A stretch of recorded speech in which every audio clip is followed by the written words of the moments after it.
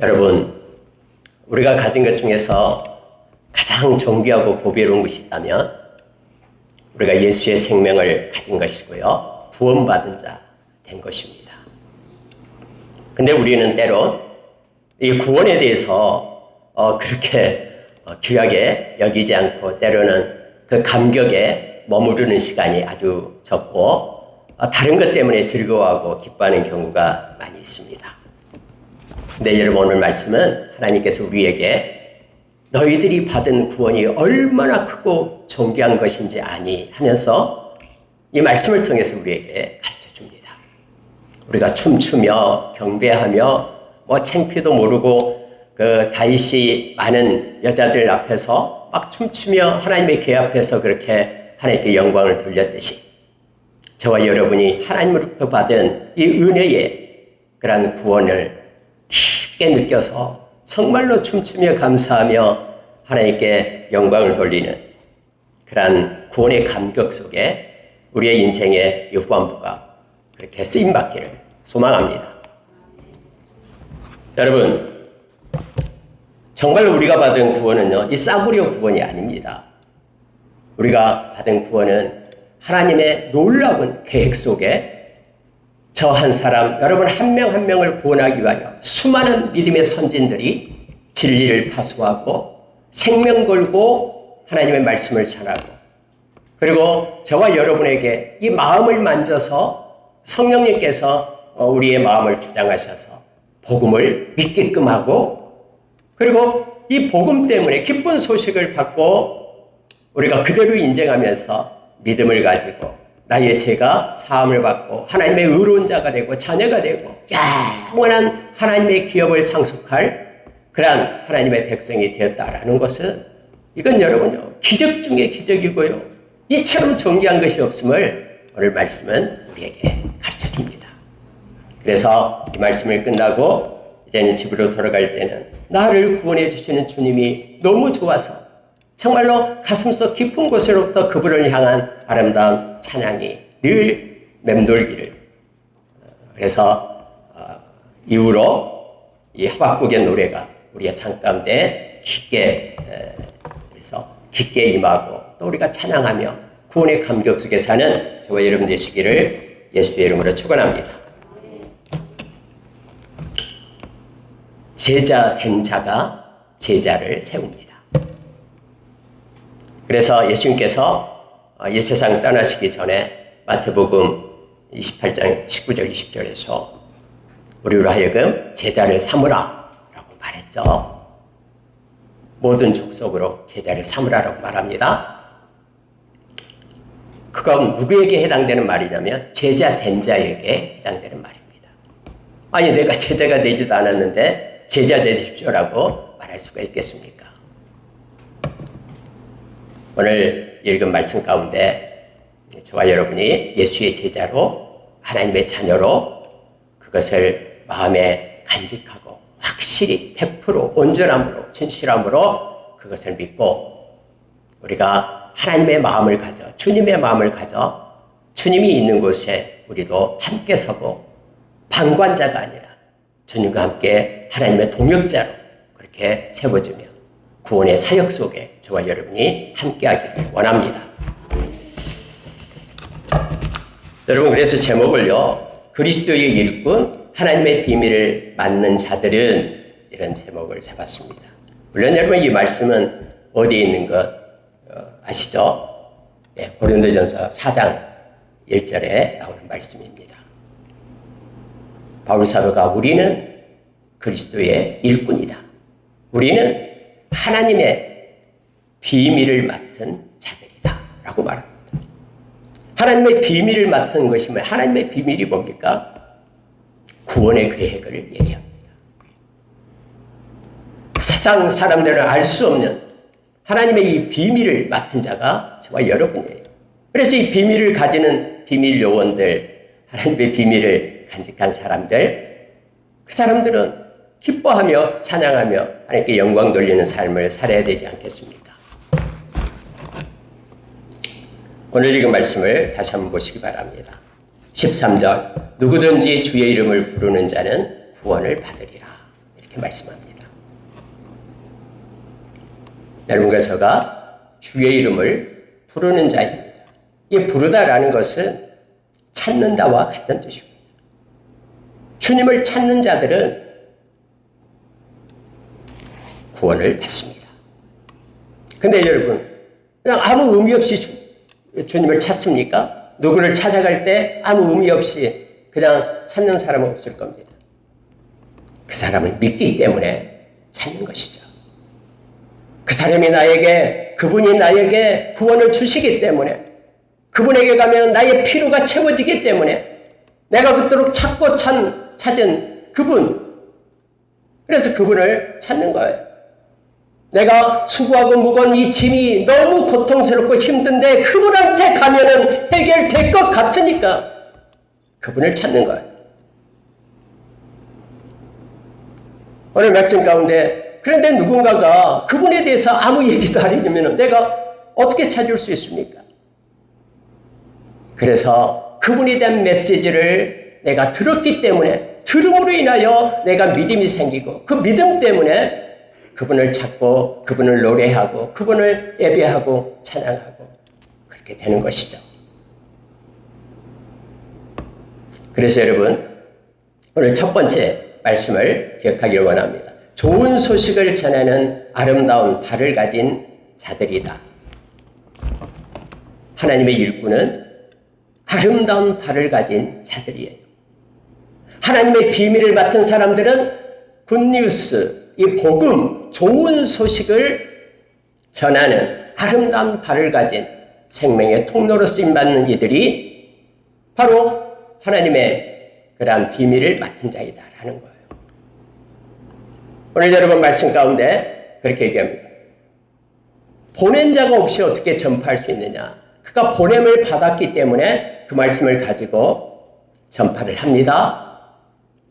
들려진 그 말씀을 들음으로 인하여 마음에 소원이 생기고 믿음이 생기고, 그래서 그분을 믿고 의지하고 그분을 부르는 자는 구원을 얻게 된다라고 말합니다. 여러분, 우리가 올림픽 경기를 알고 있죠. 우리나라에도 88년도에 올림픽 했습니다만은, 올림픽이 이래가 언제 생겼나요? 1896년에 생겼죠. 아테네에서 생겼습니다. 그때 아테네에서 이래가 생겼는데요. 그때 여러분 마라톤 알죠? 마라톤이 그때 올림픽의 꽃이었습니다. 42.195km를 달리죠. 근데 마라톤이 어떻게 해서 생겼는지 우리는 잘 알고 있어요. 페르시아, 우리가 알고 있는 그 바사 제국 나오죠. 페르시아하고 아테네하고 싸움을 했죠. BC 490년 전이에요. 근데 여러분, 페르시아가 엄청났어요. 우리가 성경 에스더서에도 127도를 장악하는, 인도부터 에티오피아까지 모든 제국을 다 이렇게 통치하는 그런 나라잖아요. 그래서 이 페르시아 왕이 그렇게 얘기합니다. 아테네 나한테 넘겨라. 그냥 이유 없이 넘겨라라는 거예요. 넘기지 않으면 너희들은 다 죽게 될 것이다. 그래가지고 이 아테네에서 스파르타에게 막 요청을 했어요. 군대 요청을 하니까 스파르타 안 도와줬어요. 왜냐하면 자기들의 종교의식이 있는 기간이었기 때문에. 그래가지고 여러분, 일단은 아테네가 아니 우리 싫다고 전쟁이 시작됐는데요. 마라톤에서 전쟁이 시작된 거예요. 이게 전쟁 지역이에요. 그때 아테네 군대는 1만 명밖에 안 되고요. 페르시아 군대는 11만 명이 거기서 붙게 됩니다. 아테네에서 거기 마라톤까지 떨어진 거리가 42.195km예요. 근데 여러분, 아테네는 이제 두려움에 떨고 있는 거예요. 그때는요, 완전히 다 전멸을 시키자. 남자들 다 죽여버리고, 여자들, 아이들 다 노예로, 전쟁 노예로 잡아가잖아요. 그래서 벌벌벌 떨고 있는데, 그 전쟁에서, 마라톤 전쟁에서, 평원 전쟁에서 아테네가 이겨요. 1만 명을 가지고 11만 명을 이깁니다. 그때 그 장수 이름은 전 생각이 안 나는데요. 이렇게 막 계곡으로 유인해가지고 이겨요. 그래가지고 여러분, 그 장군이 뭐라고 얘기했냐면은, 그 필리피데스라는 달리기 잘하는 마라톤 잘하는 애에게 너는 빨리 가서 아테네 가서 지금 두려움에 떨고 있는 그들에게 이 좋은 소식을 전해라 이렇게 얘기하는 거예요. 이 사람이 필리피데스라는 사람이요 이제 달리기로 막 죽을 둥살둥하면서 달려와요. 왜요? 지금 아테네에 두려움에 떨고 이제는 우리가 분명히 질 거다. 수세에 밀리니까 이제 우리는 다 죽게 되었다라고 두려움에 떨고 있는 그들에게 기쁜 소식을 전하기 위해서 잠시도 쉬지 않고 42.19km를 달려오는 거예요. 그래가지고 와서 아테네 사람들이여 우리가 이겼습니다 하면서 외치고 그 자리에서 쓰러져서 죽게 돼요. 그러니까 죽기를 다해서 뛰어온 거예요. 그걸 기념해가지고 제1회 올림픽에서 이 마라톤을 만들고 또 지금도 뭐 마라톤 많이 하죠. 단축 마라톤도 많이 하고요. 여러분 이 기쁜 소식을 전하는 자들의 발이 아름답다라고 오늘 말하고 있는데 그들의 잠깐 있다가 없어지는 그 생명도 그 소식을 전하기 위하여 목숨 걸고 와서 진짜 죽어버려요. 거기서 전하고 죽습니다. 이걸 기념하는 것이 마라톤입니다만 여러분 이 험한 세상 구원이 없는 전혀 우리는 심판받아서 우리의 죄값 때문에 죽어야 마땅할 우리들에게 기쁜 소식을 전해주신 분이 예수 그리스도시죠. 복음을 전해준 거예요. 하나님의 보좌를 버리고 육신을 입고 이 땅에 오셔서 십자가의 죽음으로 인하여 하나님의 이런 구원의 프로젝트를 가지고 있다라고 그러한 소식을 우리에게 전해줬어요. 예수님으로 인하여 우리의 죄값이 다 사해졌다는 이 놀라운 기쁜 소식을 그러나 누가 들어요? 전한 사람이 없으니 어찌 들을 수 있냐라고 오늘 말하고 있습니다. 그래서 여러분 오늘 바울 사도는 그 얘기를 하는 거예요. 무슨 얘기를 하냐면요. 그리스도의 일꾼은 이처럼 복음을 가진 자라고 말합니다. 하나님의 비밀을 가진 자인데 이 비밀을 가지고 내가 먼저 그것을 받았으면 그걸 가지고 전하는 자 그가 일꾼이다라고 말하고 있는 거예요. 하나님께서 보낸 자가 끝까지 충성하면서 그렇게 기쁜 소식을 전합니다. 먼저는 유대인에게 그리고 이방인에게 그렇게 전하는 거예요. 그러면서 바울 사도는 이사야서 52장 7절에 있는 말씀을 갖다 인용을 해요. 이 52장 7절이 뭐냐면 예루살렘이 지금 어둠 가운데 있고 소망이 없는 가운데 있는데 이제 예루살렘을 향하여 뭘 외치냐면 이제부터 하나님이 통치하십니다.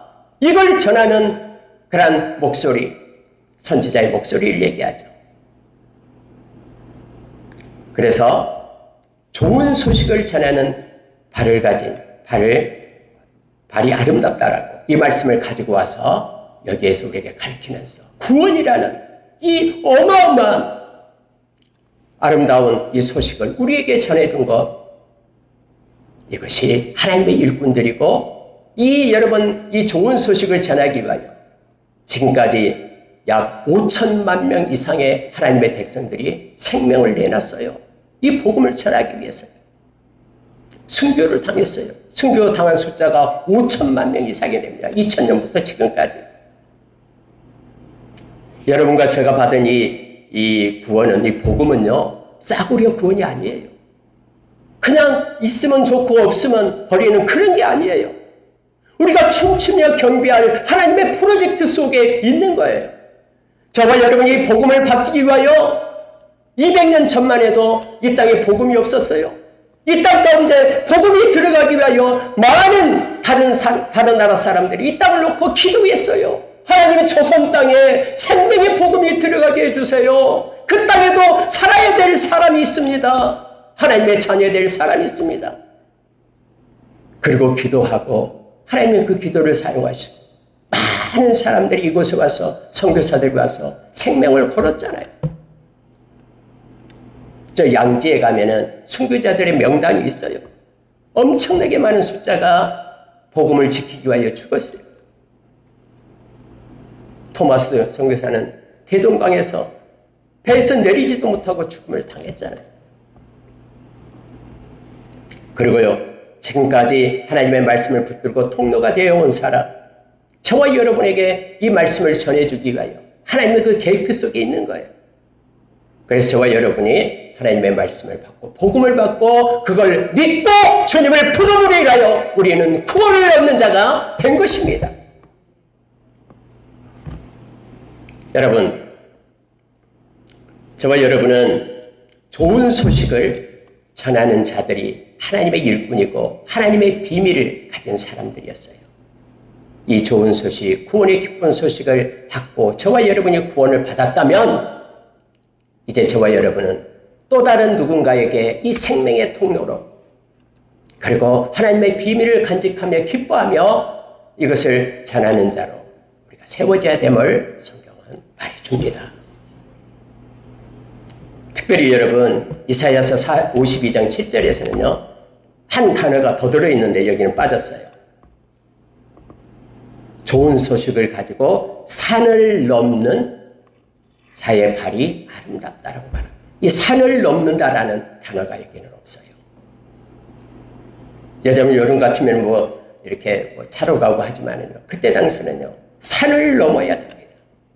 이 기쁜 소식이 너무 크기 때문에 아무리 높은 산이라도 나를 보내는 자, 하나님으로부터 받은 소명을 가지고 그 산을 넘어가는 자가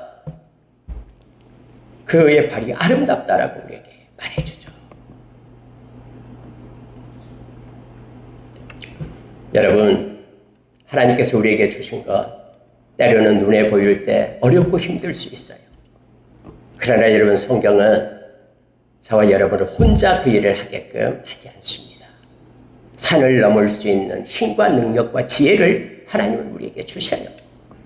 우리를 고아처럼 버려두지 않고 성령님은 우리를 떠나지 않고 끝까지 우리와 동행하며 함께 하십니다. 아무리 세상이 어렵고 해도요.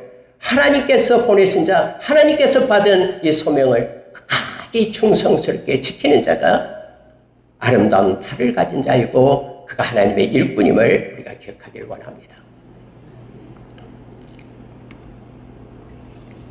여러분 빌립보서 1장 5절에서 8절의 말씀을 보면은요. 어떤 내용이 나오면은 바울 사도가 빌립보 교회에게 말해요. 너희들 가운데 선한 일을 시작하시는 이는 하나님이십니까? 주님이십니까? 주님이 끝까지 이루어 가실 것이다 라고 말합니다. 하나님의 일에 생명 살리는 이 복음에 동참한 너희들은 하나님이 너희 가운데 선한 일을 행했다. 왜냐하면 빌립보에서 바울 사도가 그 선교 사역을 할 때 바울 사도를 위하여 기도하고 물질로 도와주면서 그 일에 동참했거든요. 저와 여러분이 생명을 전하는 그런 일에 함께하는 하나님의 이 일꾼으로 하나님의 동역자로 그렇게 서는 우리가 되기를 원합니다. 여러분과 저가 받은 이 구원이 너무너무나 크고 존귀한 거기 때문에 하나님의 계획 속에서 이루어지고 성취된 것입니다. 그런데 여러분 하나님의 말씀이 이렇게 외쳐지면요 다 믿습니까? 그렇지 않습니다. 그게 오늘 두 번째 보면은요 오직 그리스도의 말씀을 외치고 믿는 자들이다. 누가요? 하나님의 일꾼이. 그리스도의 일꾼은 오직 그리스도의 말씀만을 외치고 그리고 그 말씀을 믿는 이들이 일꾼이 됩니다. 자 여러분 16절 보세요. 그러나 그들이 다 복음을 순종하지 아니하였도다. 또 이사야 글을 이 바울사도는 인용을 합니다. 이사야가 이르되 주여 우리가 전한 것을 누가 믿었나이까? 이사야서 6장에 하나님 보좌 앞에서 누가 갈꼬? 라고 말할 때 이사야가 나를 보내소서 내가 여기 있나이다 하잖아요. 근데 여러분 하나님의 말씀을 막 전하면은 기쁜 소식을 전하면 아까 아테네시에 기쁜 소식을 전하고 그가 꼬꾸라져 죽으니까 그럼 아테네시에 있는 모든 사람들은 와 이걸 다 믿었습니까? 믿는 사람도 있고 믿지 않는 사람도 있었어요. 믿는 사람은 마음에 기쁨이 있겠죠. 와 우리 이제는 살았다. 믿지 않는 사람은 계속해서 마음 졸이고 있는 거예요. 이제 우리는 죽으면 어떨까? 어떻게 우리가 10,000명이 어떻게 11만 명을 이길 수 있어? 못 믿어. 히로시마의 원자폭탄이 떨어지기 전에 이틀 전에 그 히로시마 위에 비행기가 날아다니면서요, 이 삐라를 뿌렸어요. 근데 삐라는 뭐냐면, 빨리 이 삐라를 받은 사람은 20km 밖으로, 히로시마 밖으로 나가십시오. 이런 삐라였어요. 근데 그걸 받은 사람 중에, 이거 무슨 일이 있나 보다. 그것을 믿는 사람은 챙겨가지고 20km 밖으로 나갔어요. 근데 이게 뭐야? 왜 나가라지? 큰일이 있을 거라고 말하는 그것을 듣지 않는 사람은 그냥 그대로 있는 거예요. 그리고 히로시마 원자폭탄이 떨어져서 죽게 되죠. 여러분, 언제나 그렇습니다. 하나님의 말씀이 선포될 때 믿는 자가 있고 믿지 않는 자가 있어요. 예수님이 말씀을 전할 때도 마찬가지예요. 믿는 자와 믿지 않는 자가 있고, 바울 사도가 전도 여행을 가서 어느 곳이든 말씀을 전할 때마다 믿는 자와 믿지 않는 자로 나눠져요. 그래서 예수님께서도 마가복음 16장 15절에서 온 천하에 다니며 만민에게 복음을 전파하라. 믿고 세례를 받는 자는 구원을 얻지만 믿지 않는 자는 심판을 받게 될 것이다. 멸망을 받게 될 것이다라고 말하고 있어요. 세상은 언제나 그렇게 됩니다. 여러분, 이사야가 제가 가겠습니다. 하나님 옆에 손 들고 말씀을 전하죠. 근데 전할 때마다 믿지를 않는 거예요. 이 기쁜 소식을 전할 때마다 백성들이 믿지를 않아요. 그래서 오늘 고백하는 거예요. 누가 믿었던 거, 우리가 전한 것을 누가 믿었나이까? 하면서 이렇게 이사야 글을 인용하고 있음을 보게 됩니다. 중요한 말씀을 우리에게 주는데요. 그게 17절이에요. 그러므로 믿음은 들음에서 나며 들음은 그리스도의 말씀으로 말미암았느니라 라고 말씀하고 있죠. 여러분,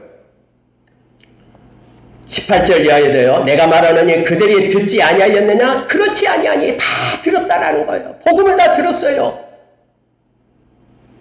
그런데 듣는 사람 중에서 믿는 자와 믿지 않는 자가 있었다라고 성경은 말하고 있습니다. 그러면은 믿지 않는 자가 있으니까 그럼 한 번 전하고 끝납니까? 그것이 아니에요. 이것이 더 어렵고 힘든 그런 그리스도의 일꾼의 몫이에요.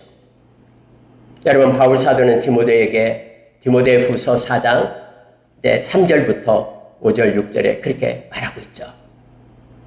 나는 때를 얻든지 얻지 못하든지 말씀을 전파하라고 말합니다. 많은 사람이 듣지 않을지라도 나는 너의 일을 계속해서 행할 것을 말하고 있어요. 전도의 일을 하라라고 말하고 있습니다.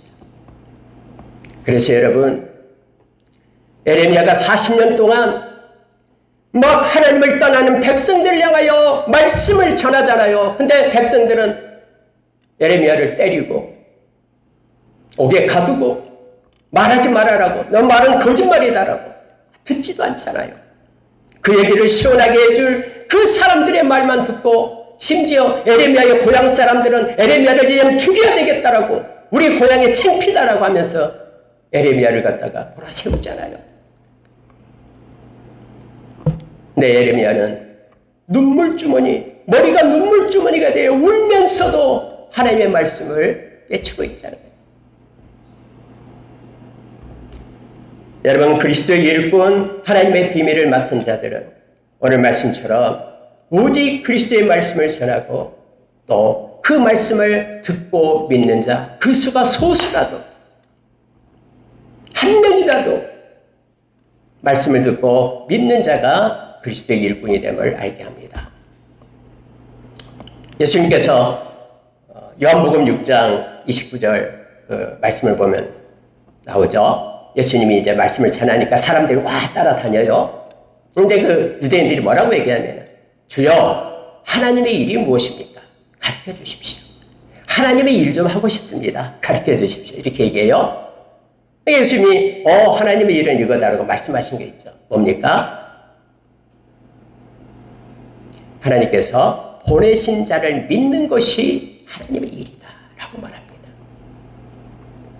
여러분들과 이 세상에 믿음으로 살아가는 것이 하나님의 일이에요. 전하는 자도 하나님의 일을 하고 있는 일꾼이지만 믿음을 가지고 이 세상 끝날 때까지 믿음 떠나지 않고 사는 것도 하나님의 일이에요.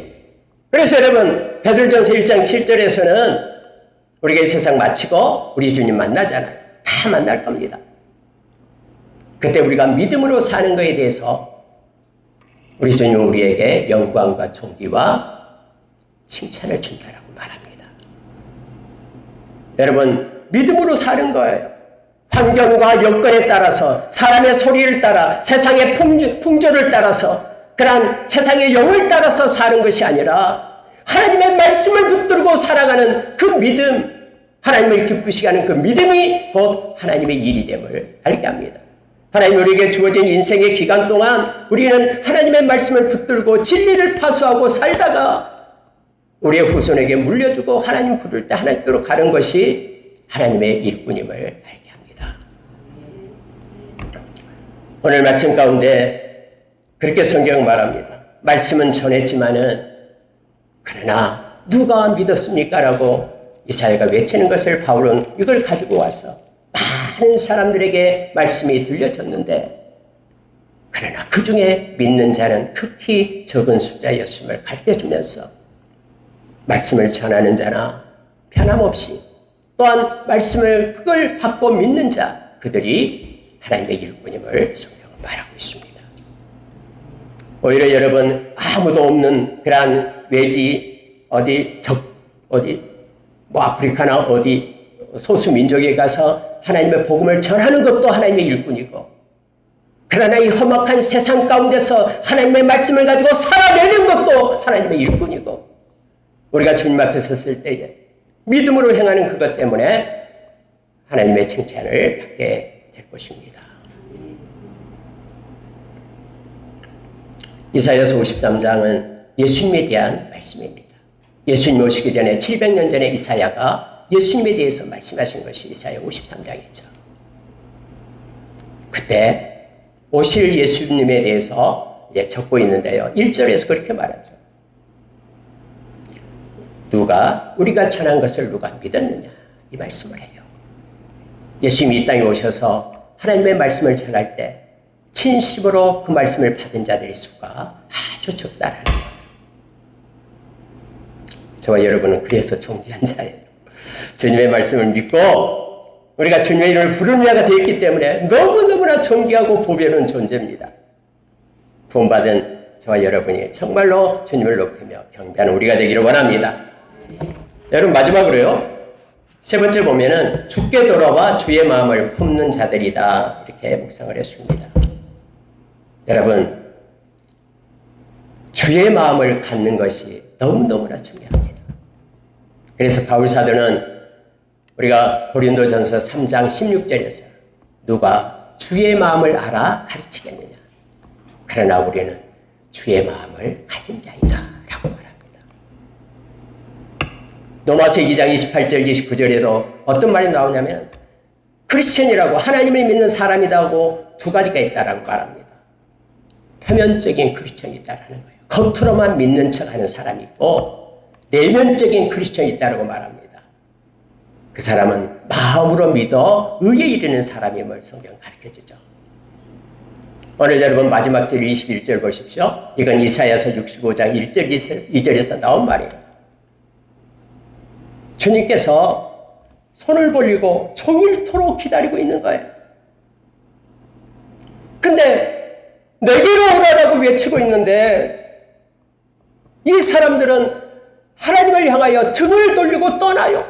싫다고 떠나요. 근데도 돌아서지 않고 계속해서 손을 벌리고 오라라고 기다리고 계시는 그 모습이 21절의 말씀이죠. 그 주님의 마음을 우리가 가지고 주님께 영광 돌리는 삶을 주님이 행하시는 일 가운데 방관하고 그냥 방관자로 서는 게 아니라 주님의 눈물이 있고 뜻이 있는 곳에 손을 벌리고 있는 그 일 가운데 저와 여러분이 서기를 원합니다. 주님의 일꾼이 되어 함께하기를 원합니다. 그 주님의 마음을 갖는 것이 경건이고 그 주님의 마음을 가지고 사는 것이 동행이고 그래서 우리가 진정한 크리스천 하나님의 일꾼들은 주님의 마음을 가지고 주님의 일에 동참하는 것임을 알게 합니다. 주님께로 돌아와서 여기에 보면은요 19절 이하에 이게 나와요. 모세의 말이 나옵니다. 백성 아닌 자, 미련한 백성. 20절에는 나를 찾지 아니한 자, 그리고 내게 묻지 아니한 자. 여러분 그들은 다 누구냐면 유대인들이 아니라 이방인들을 얘기해요. 저와 여러분을 얘기해요. 저와 여러분에게 하나님께서 은혜를 베푸셨다라는 거예요. 하나님을 찾지도 않고 하나님께 묻지도 않고 미련한 백성이었고 하나님의 백성 아닌 자였어요. 그런데 하나님께서 특별하게 우리에게 은혜를 베푸셔서 우리를 불러서 하나님의 자녀 삼으시고 복음을 주어가지고 구원을 주셨다라고 지금 말씀하고 있는 것입니다. 그리고 다시 한번 돌아오라고, 유대인을 향하여 돌아오라라고 지금도 손을 들고 계시는 그 하나님의 모습을 21절에서 그려주고 있는 겁니다. 잃어버린 영혼을 향한 그 주님의 눈물을 우리가 기억하기를 원합니다. 그래서 여러분, 먼저 구원받은 저와 여러분, 먼저 제자된 저와 여러분, 또 다른 제자를 삼는 데에 우리가 기도하며 주의 마음을 가지고 나가기를 원합니다.